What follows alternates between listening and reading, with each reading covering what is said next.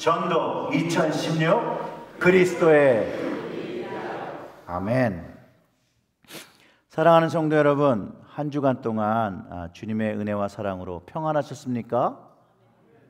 저는 지난주에 Walk to Emmaus라는 수련회를 목요일부터 주일 저녁까지 다녀왔습니다. 다시 한번 주님의 은혜를 깨닫는 시간이 되었었는데요.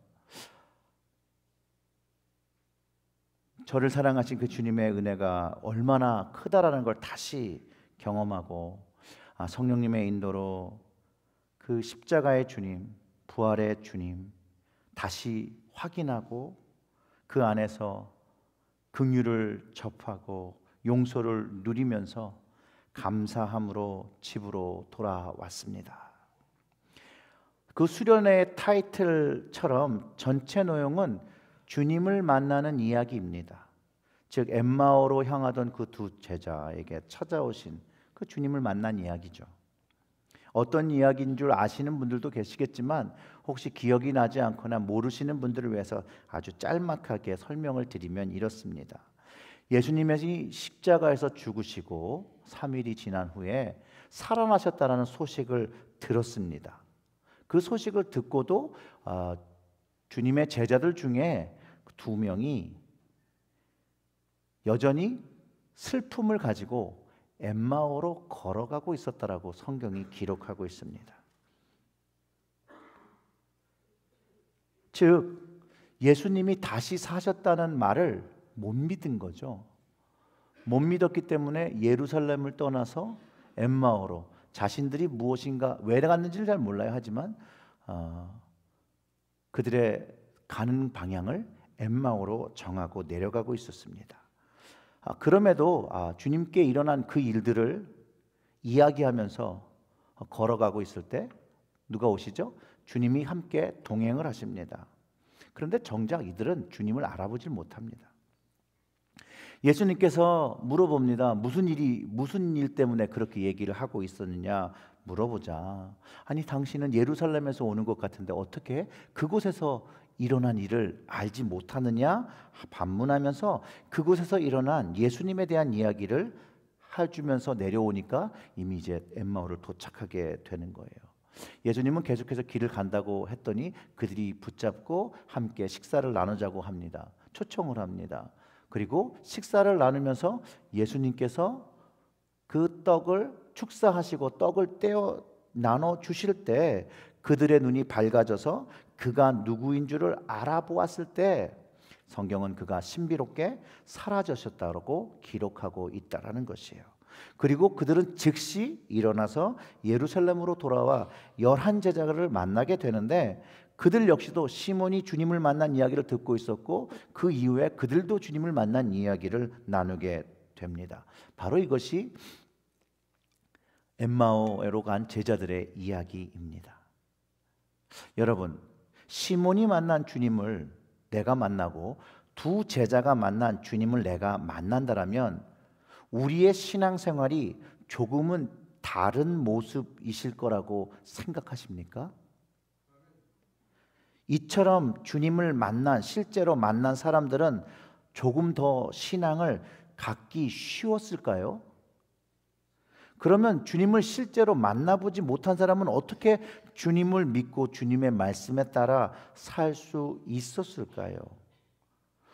이렇게 생각할 수 있죠. 실제로 본 사람들의 말을 듣고 믿었다라고 생각할 수 있습니다. 그러면 실제로 본 사람이 다 죽었어요.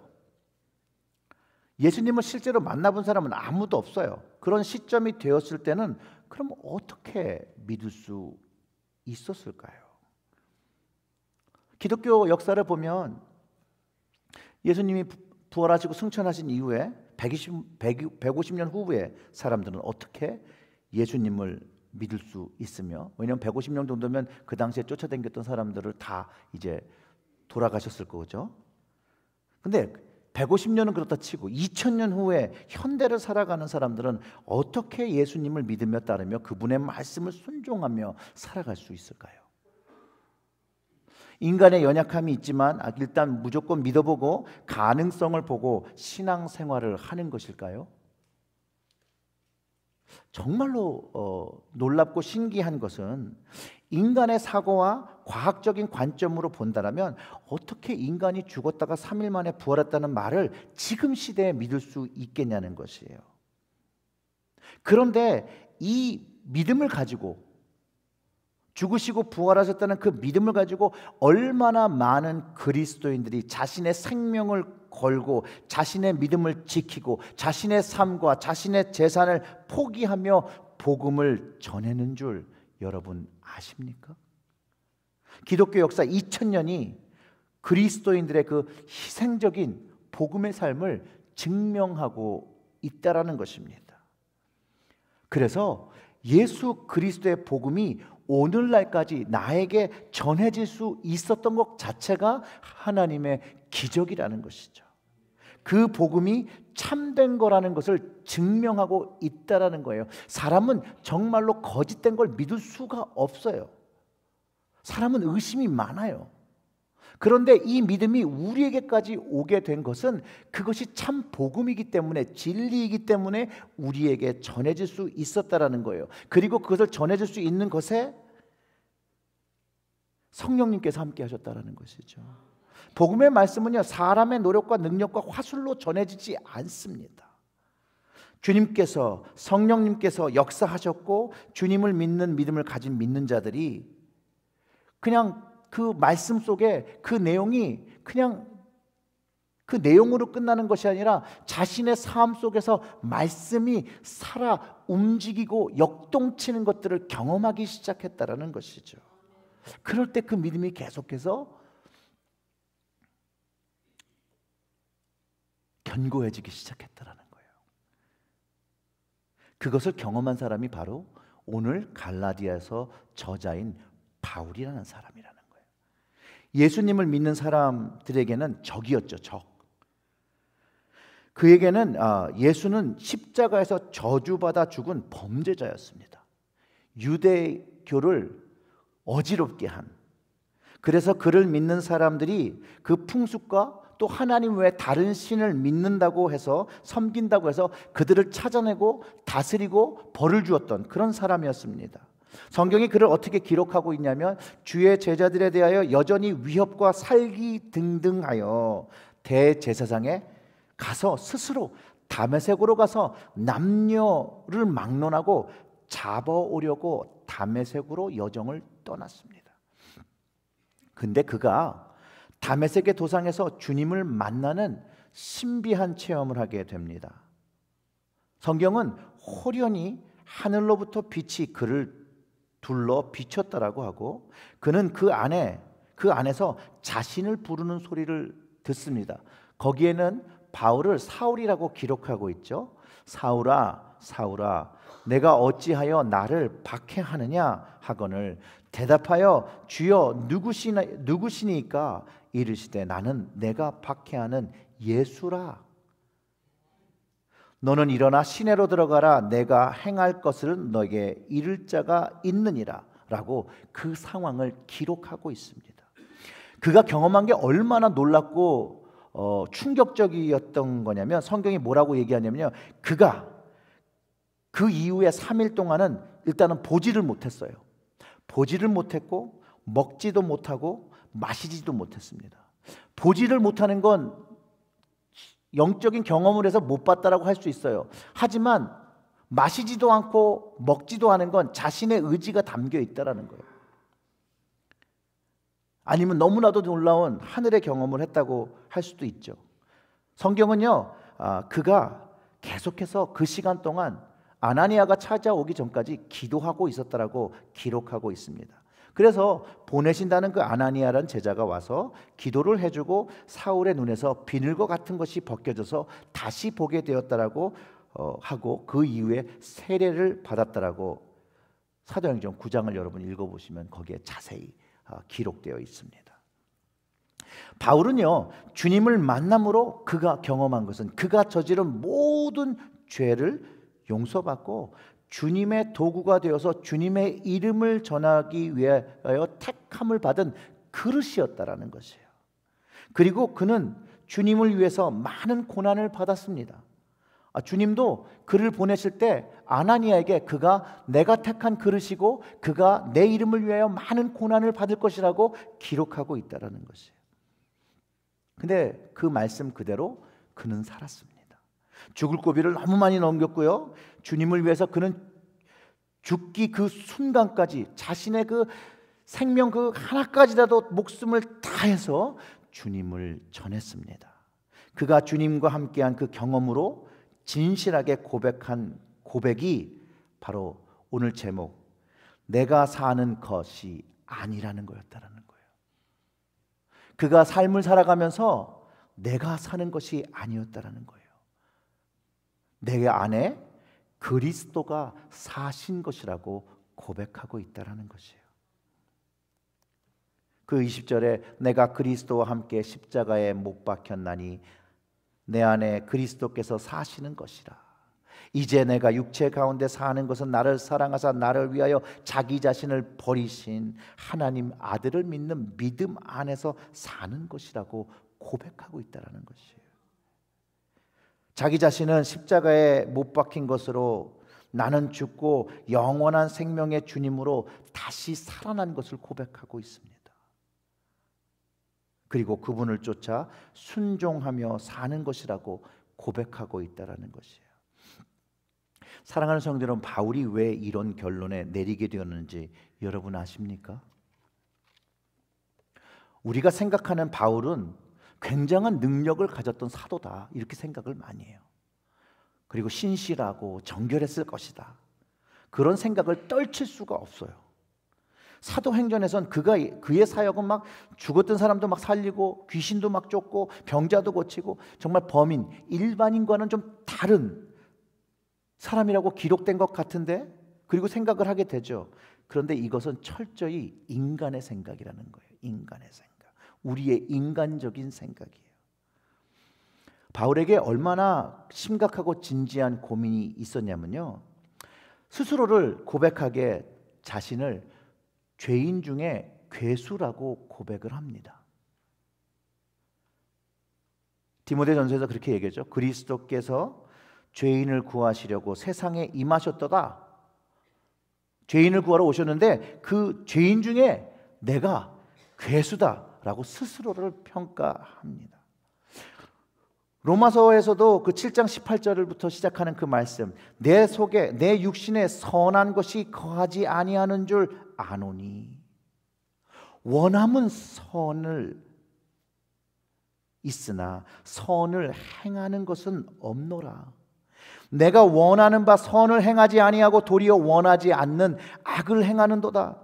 내가 한 법을 깨달았노니 곧 선을 행하기 원하는 나에게 악이 함께 하는 것이로다. 내 속사람으로 하나님의 법을 즐거워하되 내 지체 속에 다른 한 법이 내 마음의 법과 싸워 내 지체 속에 있는 죄의 법으로 나를 사로잡아가는 것을 보도다 라고 하면서 오호라 나는 곤고한 사람이로다.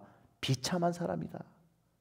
이 사망의 몸에서 누가 나를 건져내랴 라고 자기 스스로 죄에서 벗어날 수 없는 그 비참함을 맛본 그런 사람이었다는 거예요. 우리도 죄를 반복하면서 그런 비참함을 가집니다. 신앙생활을 1년도 했는데 내가 아직도 이것밖에 안 됐구나. 나는 또 아직도 여전히 주님 앞에 죄인일 수밖에 없구나. 그 죄로 인한 비참함을 우리도 가지고 있다는 것이죠.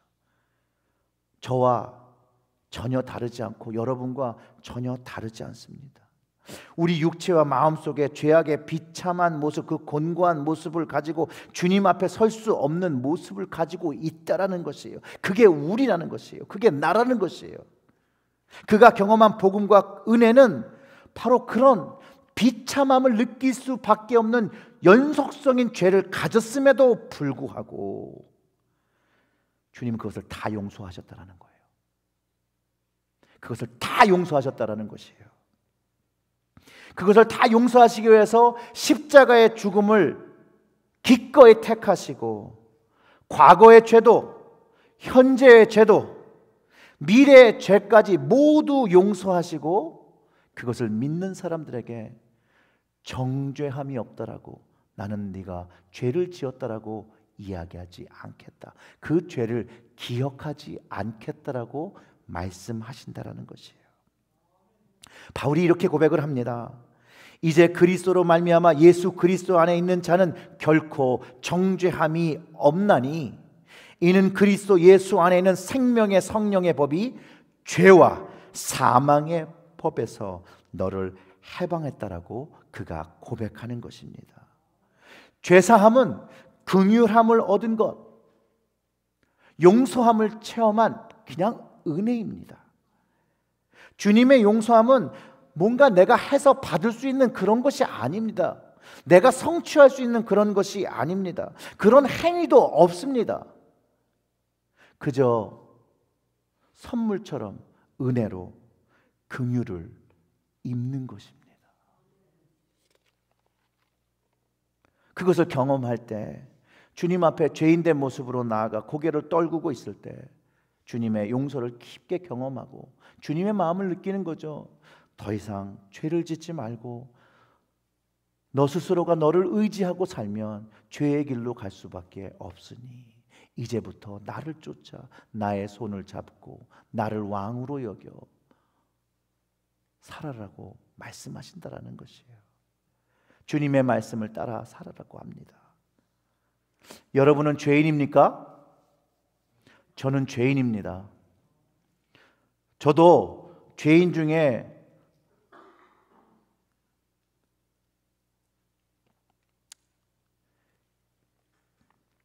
버금가는 괴수입니다. 그냥 주님께서 용서해 주셔서 겨우 얼굴을 들고 살아갈 뿐입니다. 저는 그분의 용서하심을 믿습니다. 그리고 주님의 기대에 맞춰 살려고 나를 사랑하셔서 나를 위하여 자기 생명을 버리고 온몸을 버리신 그 하나님의 아들을 믿는 믿음 안에서 살면서 하나님의 은혜를 경험하며 감사하며 살려고 하는 삶을 살아갑니다. 여러분들도 그렇죠. 저만 그런 게 아니죠.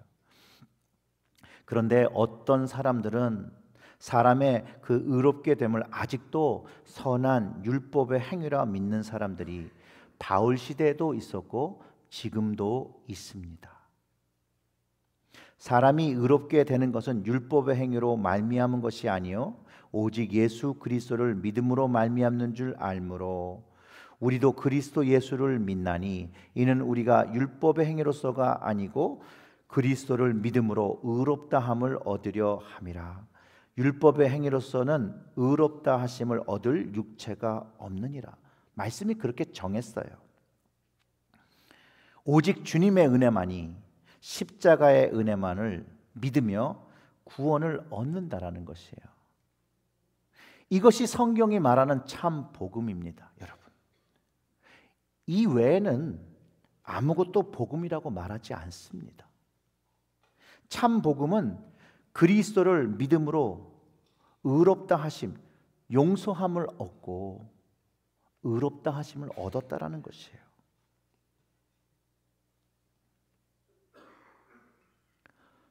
예수님을 보아야 믿는 것이 아니라 예수님을 믿음으로 만나는 것입니다. 예수님도 의심하던 도마에게 나타나셨을 때 이렇게 손가락 꼭 넣어봐야 믿니? 보지 않고 믿는 믿음이 더 복되다라고 말씀하셨습니다. 주님은 참 복음을 이미 모든 것을 용서하시고 정죄하지 않으신다는 말씀을 통해서 선포하셨습니다. 근데 우리의 육체는요, 여전히 주님이 하신 것을 의심한다라는 거예요. 여전히 그 용서를 받아들이지 못한다라는 것이에요. 믿지 못한다라는 거예요. 그래서 각자의 방법을 찾아서 주님께 나아간다라는 거예요. 구원의 방법을 택한다라는 거예요. 마치 엠마오로 향하던 두 제자, 주님이 부활하신 것을 믿지 못하고 자신의 삶의 길을 택하여 갔던 것처럼 우리도 우리 스스로가 정한 방법으로 하나님께 나아간다라는 것이죠. 그 길로 나아가면 절대로 주님의 참된 구원을 누리지 못합니다.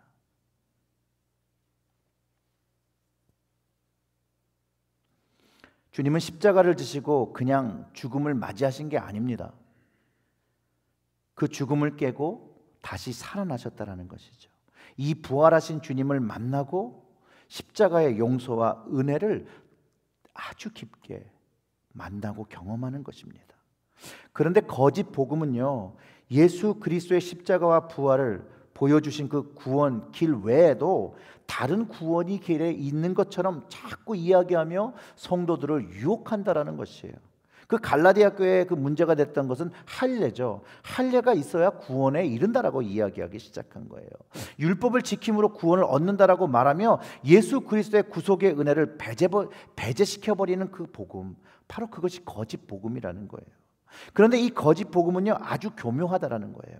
이 거짓 복음은 내 인생의 주인이 되셔야 될 분이 예수님인데 자꾸 주님이 나의 주인 되게 못하고 누구 주인 되게 하냐면 나 스스로가 주인 되게 자꾸 이끌어 간다라는 거예요.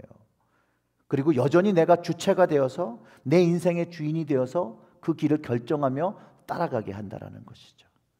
이 거짓 복음은요, 인간의 마음과 생각에 자꾸 이렇게 공감을 줘요. 그러면서 사람 스스로들이 맞아, 그럴 수 있지, make sense 한데 라고 생각하게 하고 믿을 수 있도록 유혹하는 사실을 발견할 수 있습니다. 전통적으로는요, 유대인들에게는 이 율법이 굉장히 익숙해요. 그리고 이 할례에 대한 약속과 믿음이 은혜로 얻는, 십자가를 믿는 믿음으로 얻는 믿음보다 더 쉽게 접근할 수 있고 더 쉽게 이해할 수 있었습니다.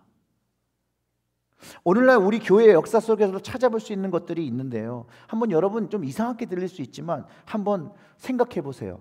세례를 받지 않은 사람은 구원을 받을 수 없습니까?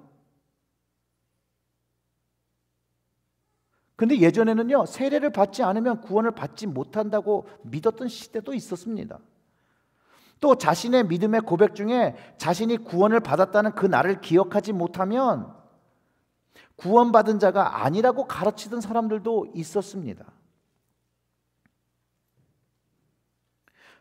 그런데 오늘의 복음의 말씀은 구원은 오직 주님을 믿는 믿음으로 은혜로 선물처럼 받는 것이라는 것이에요. 어떤 이들은 성령 세례를 받지 않았으면 구원을 받지 못했다고 말했던 사람들도 있었습니다. 방언을 하지 못하면 구원을 얻지 못하는 사람들이라고 말하던 사람들도 있었습니다.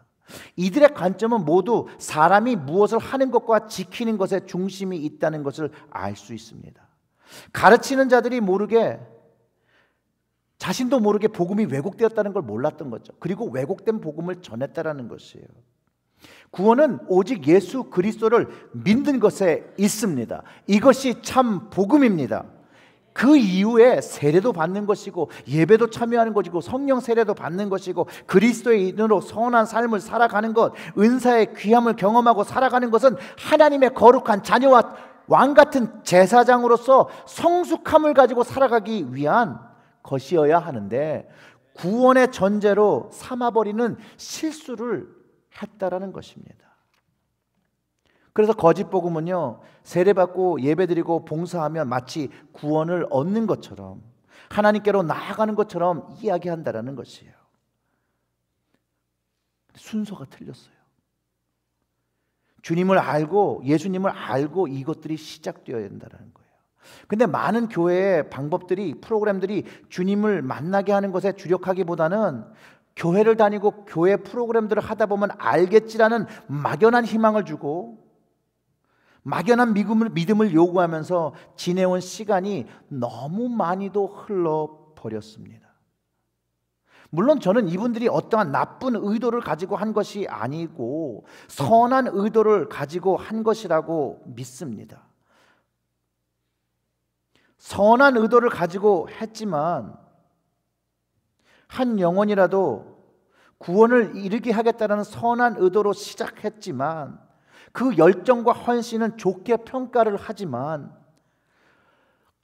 좋은 결과에 이르게 하지는 못했다라는 것입니다.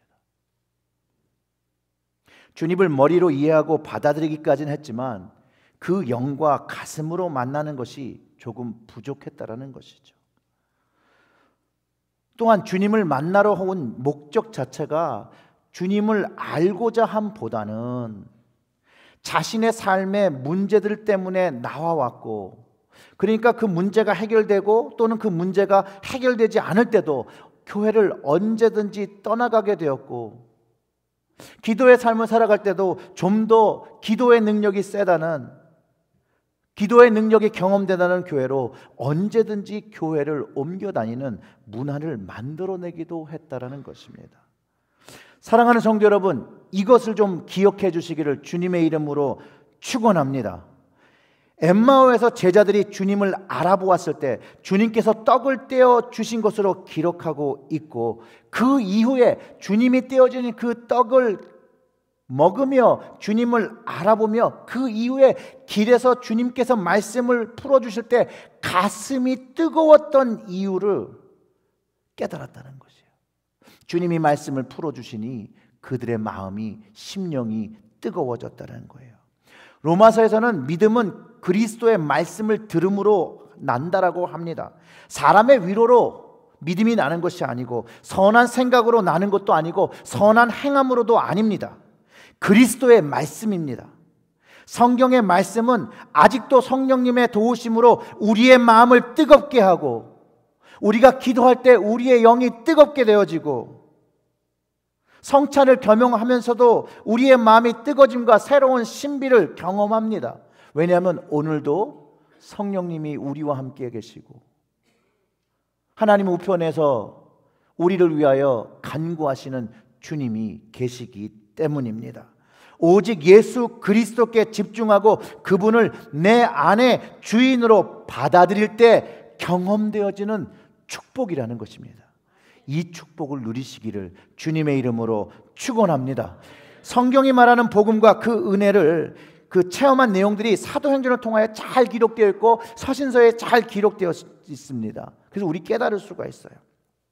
구약의 말씀은 그 모든 것들은 신약에 일어날 것에 대한 모든 증언하는 예언의 말씀으로, 그리고 그 역사로 가득 차 있습니다.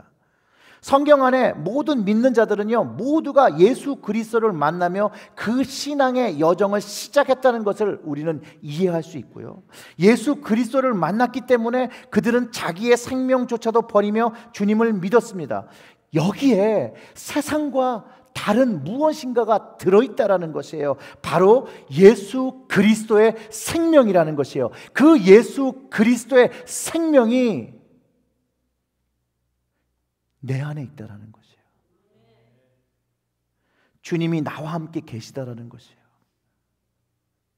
내가 그리스도와 함께 십자가에 못 박혔나니 그런즉 이제 내가 사는 것이 아니요 오직 내 안에 그리스도께서 사시는 것이라. 이제 내가 육체 가운데 사는 것은 나를 사랑하사 나를 위하여 자기 자신을 버리신 하나님 아들을 믿는 믿음으로 사는 것이라고 이야기하는 것입니다. 종교적인 생활과 활동은요, 이 구원의 주님을 만날 수가 없습니다. 경험하게 하지 않습니다. 오직 구원은 오직 예수 그리스도와 그 릴레이션십을 맺어가면서 내 안에 계신 주님을 느끼면서 그분의 말씀에 순종하면서 그분의 말씀으로 믿음이 나으면서 경험되어지는 것이라는 것이죠.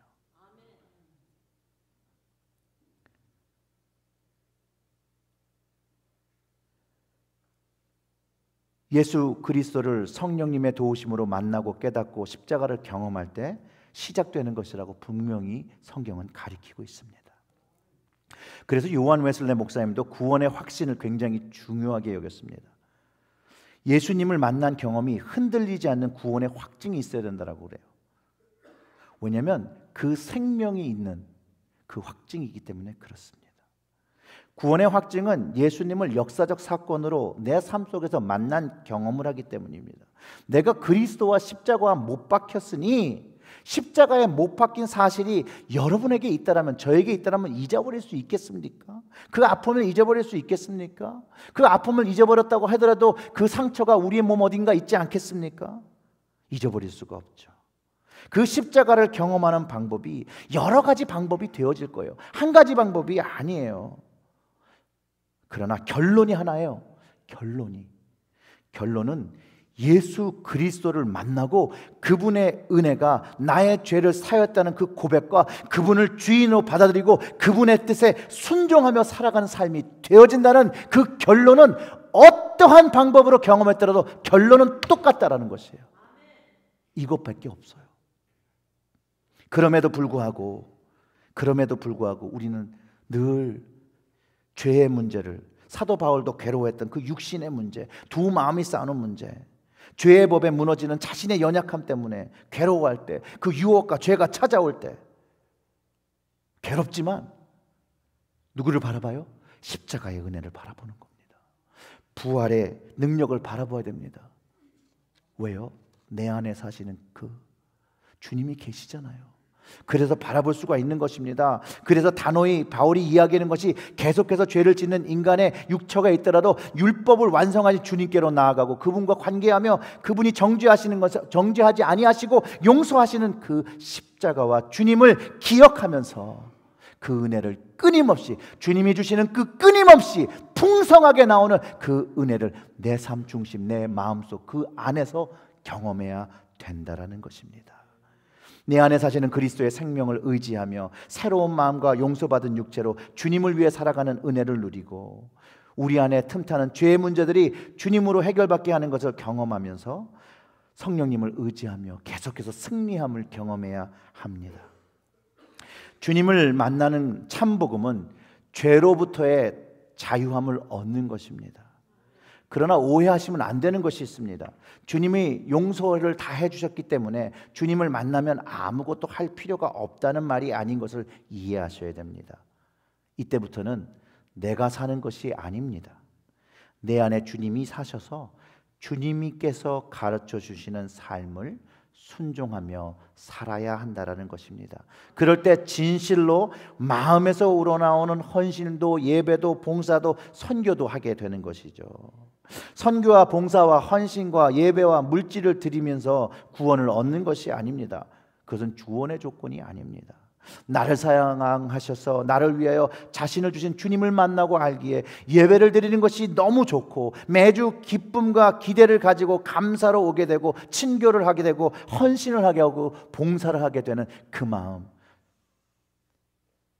내가 사는 것이 아니라 내 안에서 사는 주님을 쫓아 살기 때문에 가능한 것입니다. 사랑하는 성도 여러분, 주님을 너무 사랑하니 주님의 이름을 전하는 것입니다.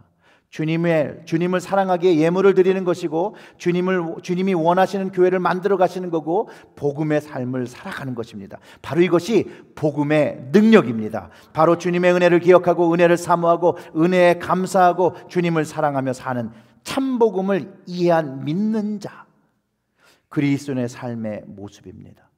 사랑하는 성도 여러분, 내가 사는 것이 아니라 선언하시고 내 안에 사는 주님께서 허락한 참 복음의 삶을 살아가시길 주님의 이름으로 축원합니다.